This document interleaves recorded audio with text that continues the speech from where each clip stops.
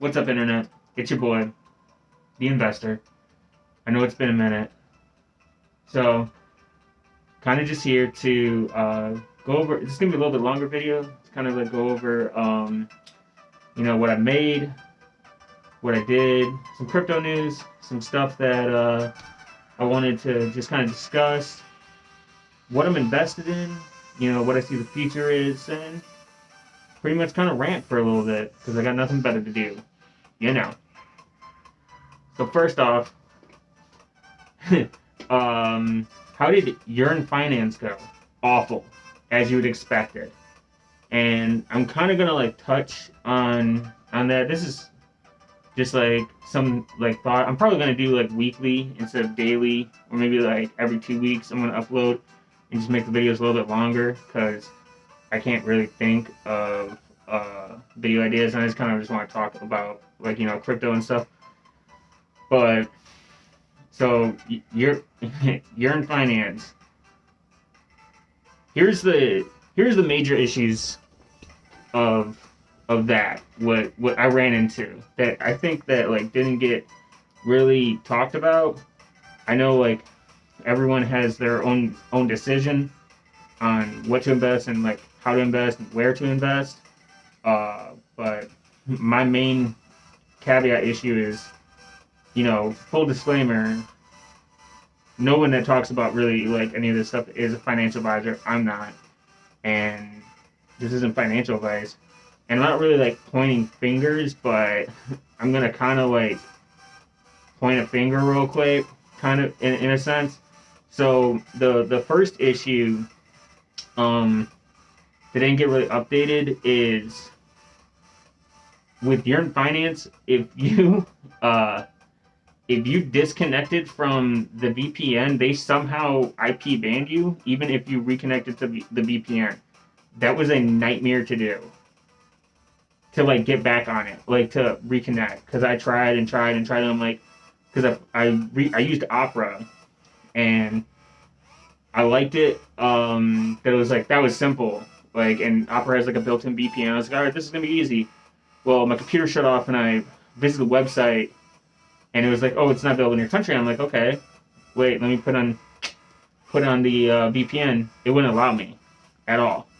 I couldn't reconnect. And I was baffled. So I figured a way around it. You had to uninstall, reinstall, and do something. And then I just ended up using through MetaMask on my phone. Here's the second issue. So I understand, I didn't read the code, and going into some of these DeFi projects and these high yield farming projects, you got, they can be shady. I'm not a coder, I'm not a programmer, but I should have read it, or maybe sent it to someone that could read it and maybe see something.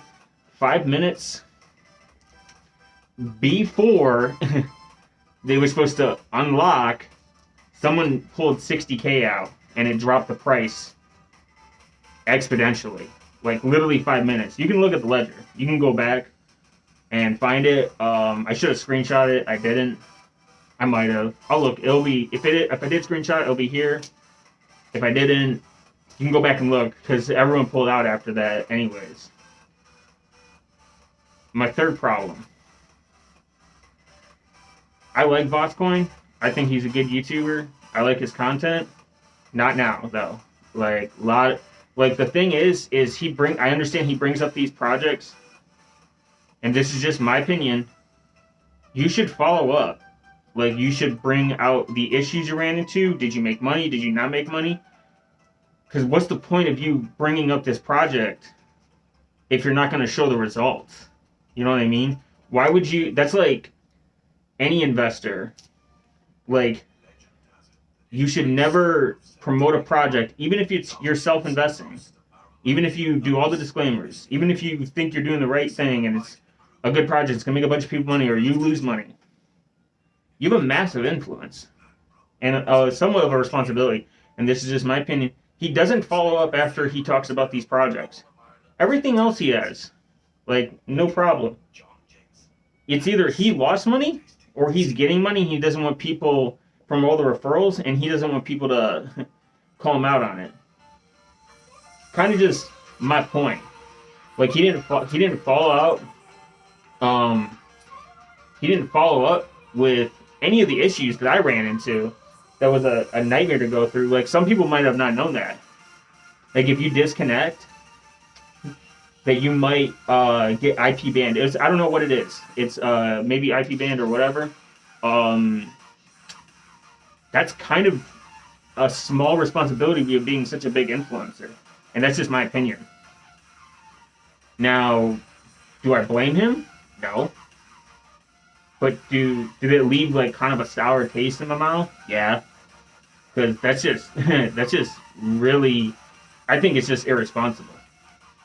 Now I didn't follow up either, so I'm at fault. But I don't have 150,000 subscribers. I got like 7 views on it because I like doing it for fun, but I still think it's a responsibility to bring it up to notion to people.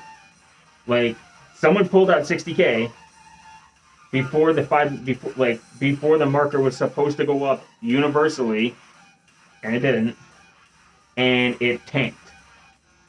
Am I mad? Nah, because I don't really care. I didn't lose that much, and I like going. I'm probably not gonna do like yield farming again unless I really go into it. But that's just me. You know, that's what we're here for.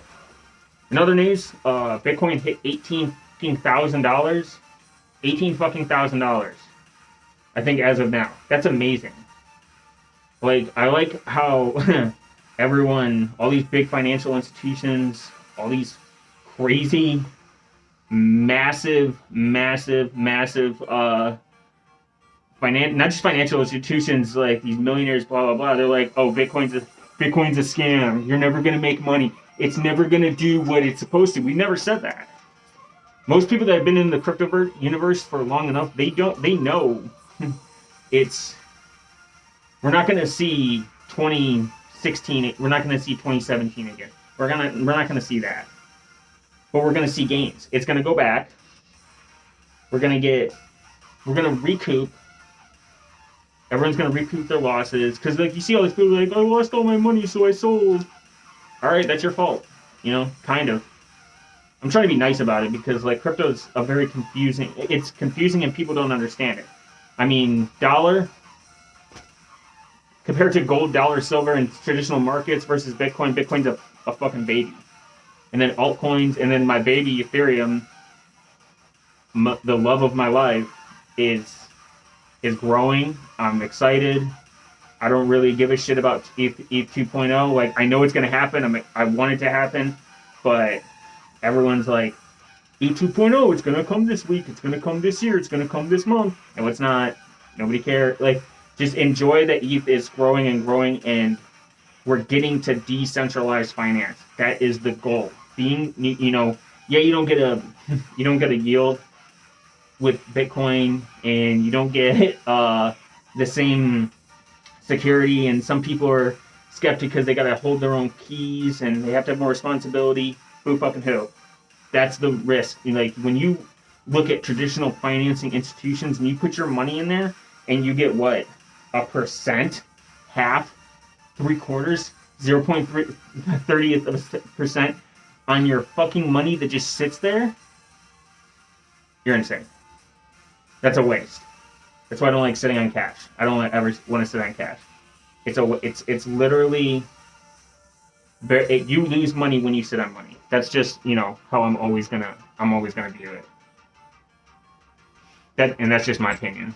Chainlink, I'm investing in Chainlink, XRP, all these enterprise adoptions that are going to be very huge in the next 5, 10, maybe even 15 years. Stuff that companies will go over to. It's kind of, I compare Bitcoin and Ethereum to one thing. It's like Linux and Windows. The majority of users are Window users. It's just nature. I use Linux. I'm part of the 1%. I use Arch. The reason Linux doesn't have mass adoption is because people are lazy, and that's okay. There's nothing wrong with having other people do stuff for you. Nobody likes the configuration. Nobody wants something new. Nobody wants to learn something new. That's fine. I'm okay with that. I want to learn something new. I see where the future is heading, and that's the same thing with cryptocurrency. Traditional markets just don't cut it anymore. Of course, I have a Robinhood account.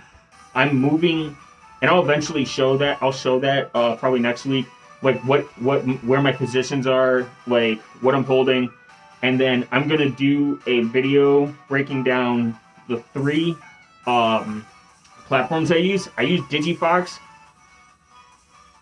I'm going to talk about that and why I say no on it now. I think it's good, but I have some problems I want to point on it. I'm going to talk about also Crypto.com, which is my other one that I use, Coinbase, which is my other one that I use, and then the Crypto.com coin card that I have. So I'm going to go more deeper in that, and then my portfolio and like what I'm at.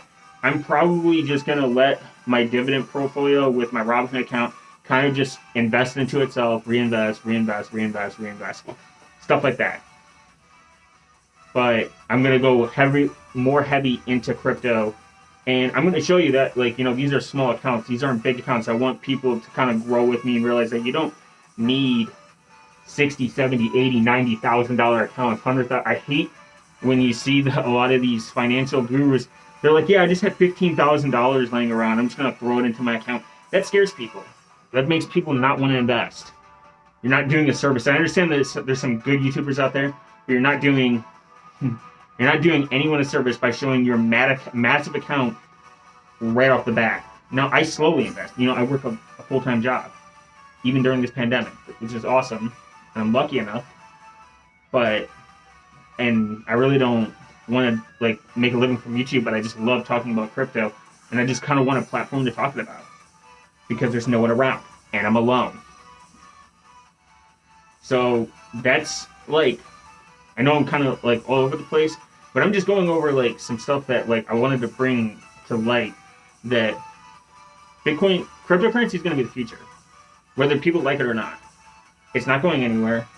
It's going to triumph. Like, I mean, you have Uniswap, you have Chainlink, you have XRP. Whether people want to talk shit about XRP, I love XRP.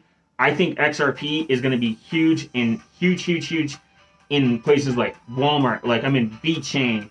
I'm picking coins, altcoins that are going to ultimately big companies, enterprise companies are going to use.